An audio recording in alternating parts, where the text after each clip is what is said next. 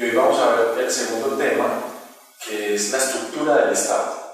Igual como les estaba diciendo en el video anterior sobre qué es derecho, el derecho no siempre ha existido, de la misma manera el Estado no siempre ha existido. Los hombres empezaron a moverse en comunidades, eran nómadas, pero cuando se agotaban todos los recursos, debieron asentarse en un solo lugar, y allí se crea la idea que tenemos hoy de Estado. De la manera que fuéramos a hacer una receta con los elementos mínimos, les voy a poner ejemplo con un arroz. Para un arroz necesitamos agua, aceite, arroz y sal de pronto. De la misma manera, hay unos elementos mínimos que requiere cualquier Estado. No voy a empezar dándole la definición porque voy a hablarle primero de los elementos y luego construimos con esos elementos una definición.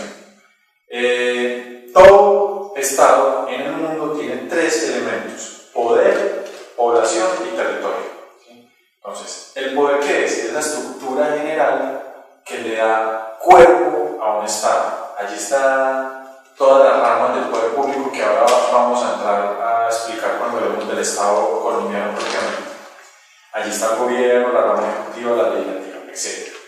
La población es indispensable en cualquier Estado, porque si no, ¿sobre quién recaen las normas?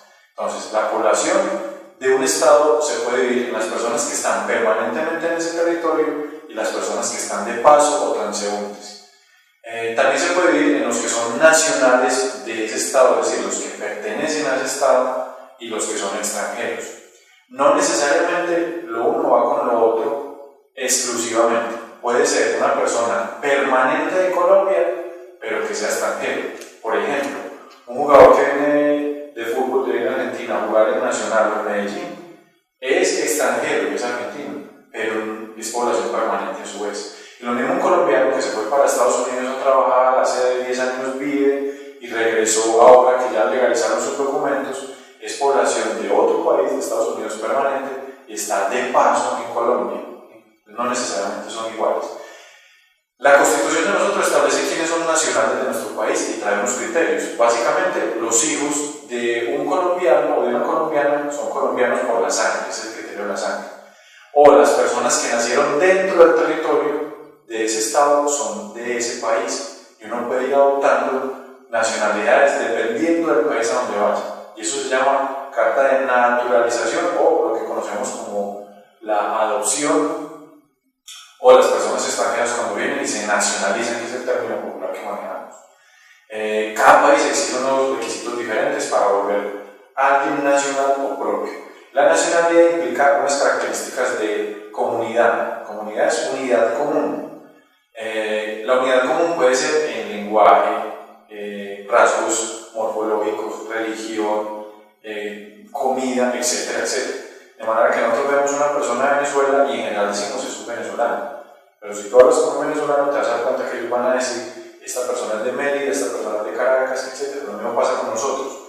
A nosotros nos pueden decir un deportista colombiano. Nosotros decimos este deportista bogotano, o este deportista del Valle, o este deportista de la costa, y para nosotros son bien diferentes. Para las personas de afuera no, simplemente son colombianos porque adoptan esa nacionalidad. Bien, ahí está la población. El último de los elementos es el territorio. El territorio es un lugar físico, geográficamente delimitado, de donde está asentada esa población, ¿cierto? Bien, ese territorio se ha hecho por invasión simplemente de las primeras comunidades que se asentaron allí, por guerras se han perdido territorios. Por ejemplo, ahora está de moda el tema de Bolivia, donde en una guerra perdió con Chile la salida al mar, y el presidente actual estaba solicitando una demanda para que le devuelvan ese territorio. Nosotros tuvimos un conflicto a principios del siglo pasado con Perú, donde definió un territorio con nosotros, ganamos y mantuvimos ese territorio. Bien, o la otra son por los tratados internacionales.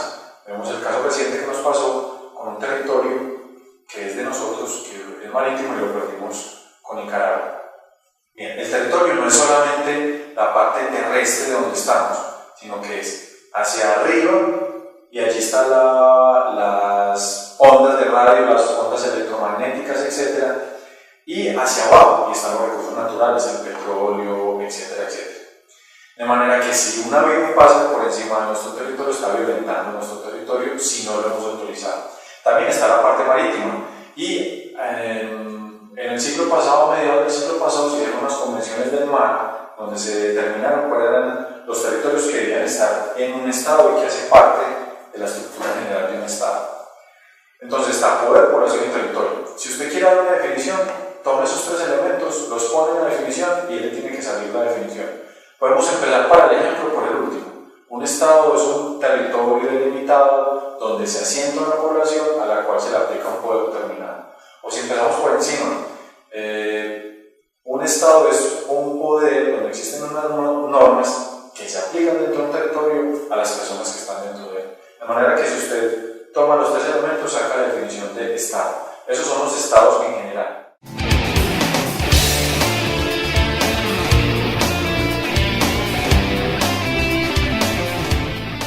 El Estado colombiano tiene una estructura. La de nosotros la graficamos acá en este cuadrito y existen las ramas básicas del poder público, la rama legislativa, la que conocíamos como judicial, que hoy vamos a llamar jurisdiccional, y dos nuevas que tenemos ya después de la modernidad. Bien, vamos a mirar. Acá está a nivel nacional, a nivel departamental y a nivel municipal. Entonces, la rama ejecutiva es la que se encarga de ser el gerente del Estado. A nivel nacional, el gerente principal, para llamarlo de esa manera, es el presidente de la República, que es elegido por votación popular para periodos de 4 años hasta ahora, si no lo modifican, y con la posibilidad de una reelección. El presidente nombra a su equipo que le va a ayudar, que le va a generar una buena gestión. En principio, los primeros, la mano derecha, son los ministros o ministerios, porque el presidente es responsable de todas las cosas, pero no puede estar en todos los eventos. Entonces, hay un ministro que le ayuda a relacionarse con los demás países, ministro de Relaciones Exteriores o canciller, que también se conoce. Hay un ministro que es la mano derecha, se llama ministro de Gobierno. Hay otro que es de Educación, y etcétera, así para que desarrollen las políticas del presidente. Hay unos jefes de departamentos administrativos. Hemos escuchado, por ejemplo, el DAS, Departamento Administrativo de Seguridad. ¿De qué se encarga el DAS? De establecer quiénes tienen antecedentes penales, quiénes no tienen, y de pronto cuando no vayan a salir del país, si uno tiene un antecedente penal o una prohibición para salir, el Departamento Administrativo de Seguridad DAS se encarga de eso. Ha habido modificaciones. Por ejemplo, el DANE, Departamento Administrativo Nacional de Estadísticas. El DANE se encarga de decirle a cada gobierno: mire, somos tantos colombianos, hay tantos desempleados, hay tantos mayores de tal edad, hay tantos jóvenes, para que así las políticas del presidente y del gobierno se vayan desarrollando con base en esas estadísticas. Bien, también existen unos departamentos o unos personajes que llaman jefes de departamento administrativo de orden nacional, y son entidades descentralizadas. Por ejemplo, el famoso Instituto Colombiano de Bienestar Familiar es una entidad que no está funcionando solamente en Bogotá, funciona en todo el país y se encarga de la función de cuidar y velar por el bien de los niños. Esas entidades pertenecen al Estado también. Eso es lo que llamamos gobierno. ¿Sí? Nosotros simplemente, cuando decimos popularmente gobierno, hablamos del presidente, pero en realidad el gobierno son muchas personas. Bien, eso a nivel nacional. A nivel departamental hay otra especie de gerente del departamento que se llama gobernador. El gobernador o el departamento tiene una estructura un poco más pequeña que la de orden nacional, pero igual también tiene una especie de ministros que se llaman secretarios o secretarías. ¿Sí? Entonces, por ejemplo, Secretaría de Obras Públicas, que se encarga de hacer las carreteras, Secretaría de Tránsito y Transporte, Secretaría Departamental de Educación, y desarrollan las políticas del gobernador en ese punto básico. Y tienen unos institutos. Esos institutos, digamos que serían unas entidades descentralizadas o unos departamentos administrativos que le ayudan en la gestión al gobernador. Por ejemplo, para nosotros en Antioquia, el INDEPORTES, Instituto para el Deporte. Entonces, ese instituto a nivel departamental se encarga de generar las políticas de deporte que ya desarrolló el gobernador. Bien. El gobernador también es elegido por elección popular para los mismos periodos que el presidente, por 4 años. Y a nivel municipal están las alcaldías. Quien encabeza esa gerencia, por decirlo así, son los alcaldes. También tienen unas secretarías y tienen unos institutos. Por ejemplo, cuando vamos a sacar el pase para conducir, vamos a la Secretaría de Tránsito y Transportes, y esa pertenece al municipio. Por eso vemos que hay en cada municipio Secretaría de Tránsito. Muchas veces va a Itagüí, estando aquí en esta región, a sacar el pase, o va a Bello, bueno, y así pasa en todas las ciudades del país.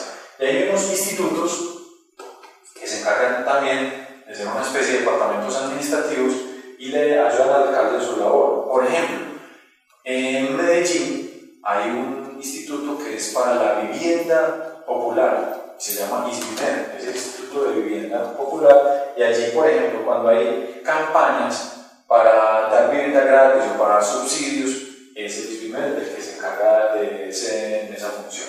Bien, esta es la rama ejecutiva completa a nivel nacional, departamental y municipal.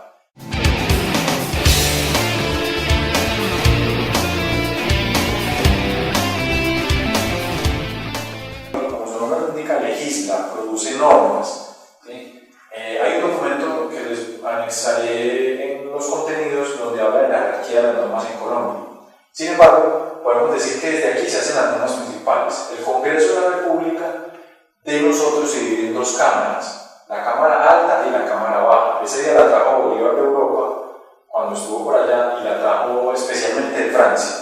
Entonces la Cámara Alta de nosotros se llama Senado, evocando la figura romana de los senadores que hemos visto por ahí en las películas. Tenemos unos señores canosos, de unas patas blancas hablando con el emperador. ¿Por qué canosos? Porque senatus implica ancianidad, pero no en el concepto que lo manejamos en Latinoamérica, sino experiencia. Entonces, los emperadores se rodeaban de los que tenían experiencia, por eso eran los ancianos o senadores.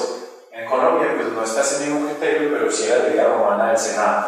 La Cámara Baja se llama Cámara de Representantes y era la idea de representar al pueblo. Entonces, allí estaban representados supuestamente el pueblo. Hoy en día la diferencia es simplemente algunos requisitos de títulos universitarios de pronto y la edad. Para ser senado se requiere 30 años, para ser representante de la Cámara se requiere 25. Bien. Entre los dos construyen una norma que se llama ley. Las leyes son, después de la Constitución, las normas de mayor jerarquía. Bien, hay una especie de congreso a nivel departamental que se llama Asamblea Departamental. La integran los diputados para periodos igual que el gobernador y ellos producen unas normas para su propio departamento, de manera que la Asamblea Departamental del Valle del Cauca produce una norma que se va a aplicar solamente en el Valle del Cauca. ¿Cómo se llama esa norma? Ordenanza. Las ordenanzas se aplican en cada uno de los departamentos.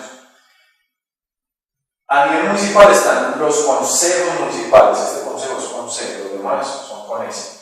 Los consejos municipales están integrados por concejales o concejales, como es el término correcto para las mujeres, y producen una norma que se llama acuerdo, ¿sí? De manera que el Consejo Municipal de Pereira produce una norma para Pereira que se llama acuerdo municipal, ¿sí? Bien, entonces esta es la rama legislativa.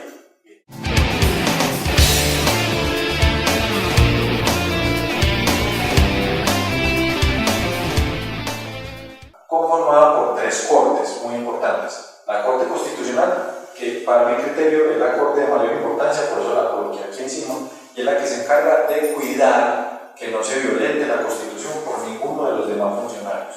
De manera que cuando el presidente saca una norma que va contra la Constitución, la Corte Constitucional va a decir, esa no vale. Cuando cualquiera de estos en el Congreso saca una ley que va en contra de la Constitución, la Corte va a decir, no vale porque está en contra de la Constitución, ¿sí? Y hemos escuchado en las noticias donde se habla de, hay un fallo de la Corte que declaró nula X ley o que declaró inconstitucional, y hay una palabra que también escuchamos en los noticieros que se llama inexequible, es inaplicable, es decir, de ahí en adelante no se puede aplicar más, ¿sí? Vamos a poner un ejemplo. Si el Congreso saca una ley que prohíbe fumar y que, utilizando el criterio de Medio Oriente árabe que se aplicaba hace mucho tiempo, a quien encontraran fumando se le cortaba la nariz, entonces vamos a suponer que el Congreso la aprueba, empiezan a cortar narices y la Corte, mientras las estudia, va a decir, a ver, ¿qué pasa con esto? Esto va en contra del desarrollo libre de la personalidad, eso no se puede hacer. Está muy bien que se hagan campañas contra el tabaco, pero no se le puede cortar las narices a la gente. Entonces, ¿qué va a decir? De aquí en adelante no se aplica más esa norma. Ahora, mientras estuvo vigente, tiene plena validez y las narices que se cortaron, bien cortadas están, ya quedaron así, ¿cierto? Para que tengamos el ejemplo. Bien, existen otras dos ramas muy importantes del derecho, que es el derecho privado y el derecho público. Como les expliqué en el video de qué es derecho, el derecho privado tiene la primera o la rama más importante, la corte más importante realmente, que se llama Corte Suprema de Justicia. La Corte Suprema de Justicia se divide en salas, y esas salas son por temas, por ejemplo, civil, familia, laboral, etc. Asimismo, a nivel departamental hay un tribunal superior, que normalmente se le pone el nombre de la capital para distinguirlo, por ejemplo, el Tribunal Superior de Medellín. Y a nivel nacional, en el derecho público o administrativo está el Consejo de Estado. El Consejo de Estado tiene dos funciones: controlar normas administrativas y controlar algunos actos del presidente. Bien, a nivel departamental está el Tribunal Administrativo, que también se divide en salas, y ya a nivel municipal están los jueces individualmente considerados. Todos estos de aquí trabajan, por decirlo con una expresión, en grupo, ¿sí? Por eso se llaman salas, y toman decisiones por mayorías. Estos de aquí trabajan individualmente, así tengan personas que le ayuden. Por división interna de trabajo se dividen en jueces del circuito y jueces municipales, de manera que puede existir juez penal del circuito, juez penal municipal, o juez civil de circuito o juez civil municipal. ¿Cuál es el criterio? La ley lo trae. Por decir algo, si yo voy a demandar a alguien porque me da un cheque de 5 millones, será un juez civil municipal. Pero si voy a mandar a esa misma persona porque el cheque es de 120 millones, es juez civil de circuito. Ahí que determina el factor la cuantía. La ley trae la división de cómo se distribuyen ellos el trabajo. Y hasta acá son la estructura normal que conocemos. Les decía, se divide por territorio y por tema. Entonces, puede haber un juez civil, que sería el tema del circuito de Cali, o puede haber un juez civil, que es el tema municipal de Cali. ¿Sí? Por ejemplo, puede haber un juez penal del circuito de Bogotá. Penal es el tema, Bogotá es el territorio. Juez penal municipal, penal es el tema, municipal de Bogotá es el territorio. Bien. Y la expresión promiscuo, que lo utilizamos mucho para la parte sexual, donde decimos que una persona que es promiscua conoce muchas parejas a la vez. Entonces, esa expresión utilizada para los jueces promiscuos no significa que tienen muchas parejas sexuales, pero sí que conocen de muchos temas a la vez. Si yo me voy para un municipio pequeño, vamos a suponer Pueblo Rico, Antioquia. En Pueblo Rico no se va a necesitar un juez penal, un juez laboral, un juez civil, un juez de familia, porque la cantidad de personas que existen allí no implica un volumen de trabajo tan alto. Entonces, estos jueces promiscuos van a conocer de los temas de familia, de los temas civiles, de los temas penales, etc. Bien, esta es la rama jurisdiccional.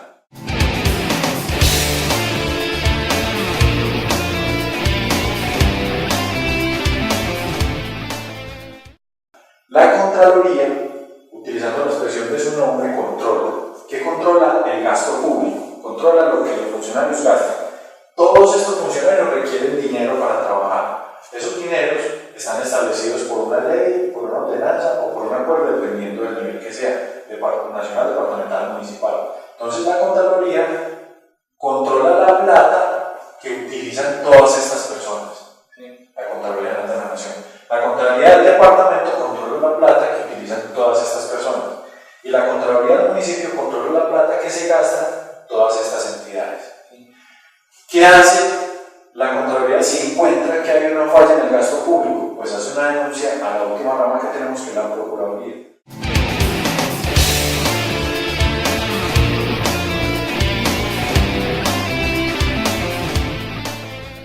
La Procuraduría se encarga de investigar disciplinariamente a los funcionarios del Estado.